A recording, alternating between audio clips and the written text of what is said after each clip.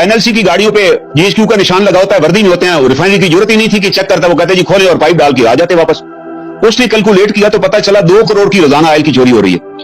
उस मेजर साहब ने जाके रेड किया, उन्हें बंदे अरेस्ट किए इंटीरियर स्टेशन में, जहां जहां उनकी गाड़ियां खड़ी होती थी, और सारे बंदे अरेस्ट करके उन्हें एफआईआर दर्ज कराई।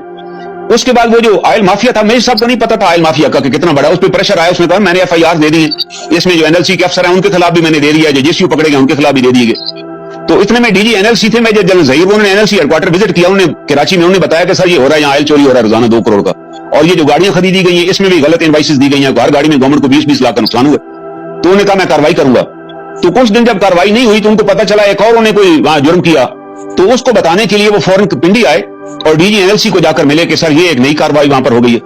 डीजी एनएलसी ने देखा और उसने कहा कि साथ अपने अफसर को भेजा कि आप इसके साथ कराची जाओ, वहां से एविडेंस कलेक्ट करो, हम कार्रवाई करेंगे। वो जैसे ही एयरपोर्ट पे उतरे और बाहर निकले तो वो जो 7 अफसर था उसने उसको अरेस्ट कर लिया, उसके सर के ऊपर ब्लाइंड फोल्ड किया, उसे ब्लाइंड फोल्ड पे उसको लापता कर दिया मेजर को, और नतीजतन मेजर साहब को ले जाके अपने उन्हें किसी सेल में डाला। उसको इतना टार्चर किया गया कि तुम्हें जब बता दिया गया था कि तुमने इस पे बस एफआईआर करा दिया, अब आराम करो, why you went to the DG नहीं बंदे भेजे थे साथ, और उसमें उसको इतना टार्चर किया गया कि ही लॉस्ट हिज सेंसेस, और इतनी क्रिटिकल कंडीशन में फिर जब उन्हें देखा कि ये तो बंदा, पहले प्राइवेट किसी हॉस्पिटल में दिखाया, उसने भी जवाब दे दिया कि ये तो मर जाएगा, उन्हें जाके पीएनएस शिफा में उसे दाखिल कर दिया, वहां उन्होंने देखा कि क्रिटिकल कंडीशन में है, और चंद दिन गुजरे जब उसने थोड़ी सेंसेस गेन की तो उसने अपनी फैमिली को बताया कि जी मैं तो यहां पड़ा, उसकी बीवी वहां पहुंच गई। उसने फिर एक लेटर लिखा कि मेरे खामद के साथ ये क्यों हुआ है।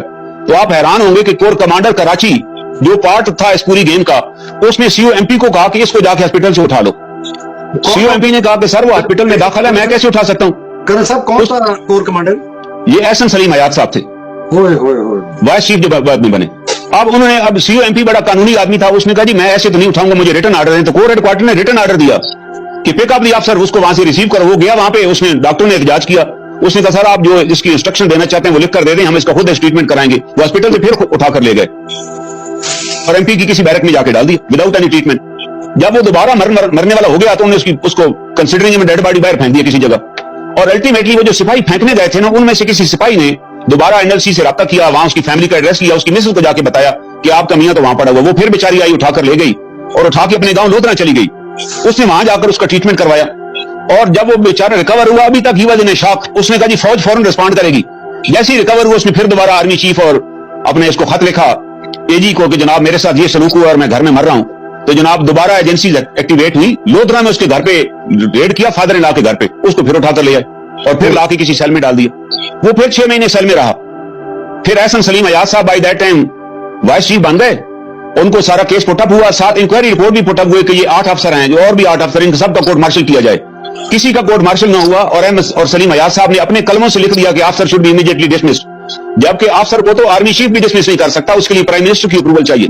डिसमिस कर दिया गया और डिसमिस करके उसको फिर घर भेज दिया गया। वो घर चला गया, ही लास्ट हिज सेंसेस, अब उसको कोई याददाश्त चीज की खत्म हो गई। 1.5-2 साल की ट्रीटमेंट के बाद जब उसने याददाश्त गेन की तो वो सरगोदा की सब्जी मंडी में सब्जी बेचता था बेचारा। मेरा उसने एक प्रोग्राम सुना हामिद मीर के साथ टीवी पे, जिसमें मैंने कहा it is the mind set of a general. जब एक जर्नैल फैसला करता है तो बाकी जर्नैल फिर सारी जिंदगी उस फैसले को इंप्लीमेंट कराते रहते हैं, उस फैसले से पीछे नहीं हटते।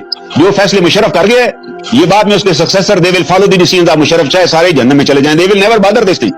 तो उसने वो मेरा प्रोग्राम सुना, वो मेरे पास पिंडी आ गया और अपने मुझे उसने डॉक्यूमेंट सारे दिखाए। मैंने कहा तुम दोबारा कराची जाओ, लोग भूल चुके होंगे, तुम वहां से जाके पीएनएस शिफा से और एमपी की यूनिट से सारा रिकॉर्ड इकट्ठा करो। वो सारा रिकॉर्ड लेकर आ गया। मैंने यहाँ 2015 में रिट दायर की, और वो जस्टिस एक जस्टिस उस जमाने में जस्टिस जफरुल्लाह खान खाकवानी साहब, वो 9 बजे सुबह आते थे, वो 9:30 बजे अंदर से कोर्ट से निकले चैम्बर से, उन्हें पूरी मेरी पिटीशन पढ़ी और पढ़ के बड़े हैरान हुए कि दिस इज हैपनिंग, ये सर्विंग अफसर के साथ यार ये सलूक हो गया। मैं सर डॉक्यूमेंट लगे हुए, उन्हें फौरन नोटिस जारी किया कि इनसे कमेंट्स मांगे कि तहरीरी जवाब जमा कराएं। आप अंदाजा लगाएं जफरुल्लाह खाकवानी साहब को चंद महीने बाद नॉट कंफर्म करके घर भेज दिया गया। और इसलिए घर भेजा गया कि यार आपने क्या जरूरत थी आपको नोटिस जारी करने की, आप कह देते कि यार आप 3 साल बाद आप आए, मैं केस ही नहीं सुनता। आज 2023 हो चुका है, 8 साल हो चुके हैं, वो केस लगता है कोर्ट के अंदर, लेकिन ऊपर से क्योंकि चीफ जस्टिस बैठे हुए अमीर हुसैन भट्टी साहब, वो आर्मी का कोई केस हो तो इंस्ट्रक्शन आ जाती है जज साहबान को, जज साहबान मदद कर लेते हैं कि हम बाद में सुनेंगे इस केस को। 8 साल से वो अफसर जो है सर्विंग अफसर ऑफ द पाकिस्तान आर्मी, जिसको डिसमिस करने के लिए प्राइम मिनिस्टर की परमिशन चाहिए, उसको वाइस चीफ एहसन सलीम हयात जो कि खुद मुलजम था, क्योंकि 2 करोड़ में उनका भी हिस्सा होता था और मुशर्रफ साहब का भी हिस्सा था, क्योंकि मेजर जनरल जहीर को 5 साल के लिए एनएलसी का चेयरमैन लगाया गया। और मजे की बात है, मैंने इसके खिलाफ भी एक इंक्वायरी रिपोर्ट जमा कराई, जिसको भी लेटर लिखा, 1 मिनट सर, और चेयरमैन नैब को भी लिखा, इसकी इंक्वायरी हुई फिर, और ये इंक्वायरी की जनरल लोधी साहब ने, اور لودھی نے ریکمینڈ کیا کہ 4 جرنیل ذمہ دار ہیں NLC کی کرپشن کی کاروائی ہونی چاہیے, پھر بھی کاروائی نہیں ہوئی, ان کو بچا لیا گیا. چیئرمین نیب نے بھی کرنل صاحب ہمیں تو ایک بڑی کلیئر بات سمجھ آ گئی آپ کے اس بیانیے سے. پہلے یہ چھپے چھپے ہوتے تھے, اب یہ کھل کے آ گیا کہ نہ یہ فوج کی جو ہائی کمانڈ ہے اور یہ نہ یہ فیسسٹ ہے, ٹوٹلیٹیرین ہے, ایک ظالم ہے, ایک قبضہ گروپ ہے, لیکن یہ اس سے بڑھ کر ان کی کرپشن کی حد انتہا یہ ہے کہ یہ اپنے بھائیوں کو جو کہ ان کے ساتھ پیٹی بند بھائی ہیں, اگر وہ ان کے خلاف آواز اٹھاتے ہیں تو یہ ان کو بھی نہیں چھوڑیں گے.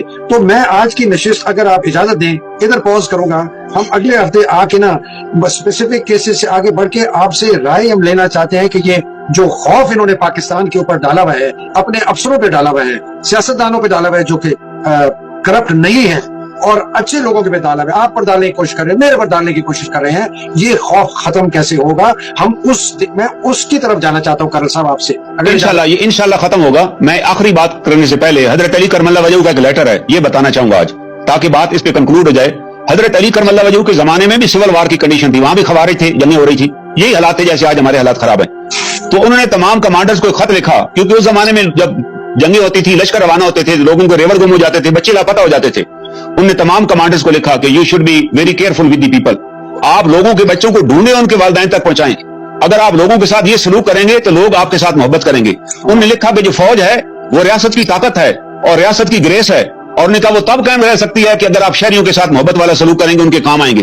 یہ حضرت علی کرم اللہ وجہہ نے آج سے 1400 سال پہلے یہ لیٹر ان کی کتاب میں شامل ہے, لیٹر فوج کے ذمہ لگایا کہ آپ ڈھونڈیں ان بچوں کو اور ان کے پیرنٹس کو ملائیں, تب جا کر آپ سچے کمانڈر اور سچے سپاہی بنیں گے.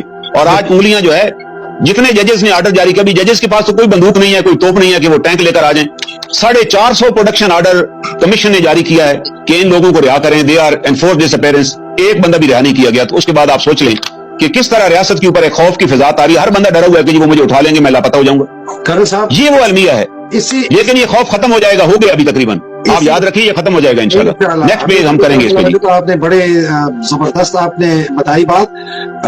ہم اسی فکرے سے شروع کریں گے اگلی نشست میں انشاءاللہ. خوف کیسے ختم ہوگا. کرنل انعام الرحیم صاحب بہت بہت شکریہ, بڑے زبردست مجاہد ہیں, آپ حق کی بات کرتے ہیں. بالکل صاحب. ناظرین آپ نے کرنل انعام الرحیم بہت شکریہ کرنل صاحب آنے کا, آپ نے ان کا سنا.